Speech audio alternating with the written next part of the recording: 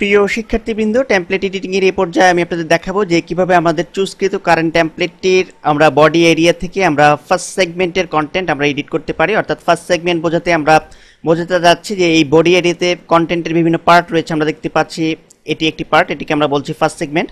দেন আমরা দেখতে পাচ্ছি যে এখানে আরও কিছু সেগমেন্টে বিভিন্ন কন্টেন্ট অ্যাড হয়েছে। এখানে আমরা আরেকটি সেগমেন্ট দেখতে পাচ্ছি, আরেকটি এখানে দেখতে পাচ্ছি, দেন নিচে আরও কিছু সেগমেন্ট দেখতে পাচ্ছি।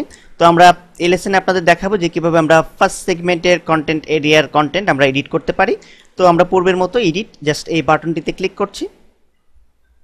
তো আমরা কিন্তু দেখতে পেয়েছি যে অলরেডি আমাদের সামনে ইন্টারফেস ওপেন হয়েছে। তো এখন এখান থেকে আমরা জাস্ট হোল কন্টেন্ট সিলেক্ট করছি, কন্ট্রোল এ কি প্রেস করে দেন ডিলিট করে দিলাম।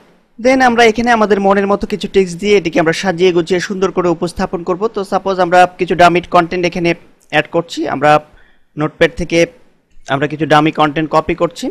সাপোজ আমরা এখান থেকে এই পর্যন্ত কন্টেন্ট কপি করলাম। কপি করে আমরা চলে যাচ্ছি আবার পুনরায় আমাদের সেই ফাইলে, অর্থাৎ কন্টেন্ট এডিটিংয়ের ফাইলে। দেন এখানে এসে জাস্ট পেস্ট করে দিলাম। পেস্ট করার পর এখন আমরা চাইলে এখানে কিছু অংশ আমরা বোল্ড করে দিতে পারি। তো সাপোজ আমরা এই অংশটুকু আমরা বোল্ড করে দিচ্ছি, অর্থাৎ ডেটটুকু আমরা জাস্ট বোল্ড করে দিলাম।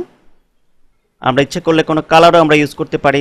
সে আমরা এখান থেকে একটি কালার এখানে দিয়ে দিচ্ছি। আমরা এখান থেকে রেড কালারটি সিলেক্ট করে দিলাম। দেন আমরা সেভ নাও এই বাটনটিতে জাস্ট ক্লিক করছি।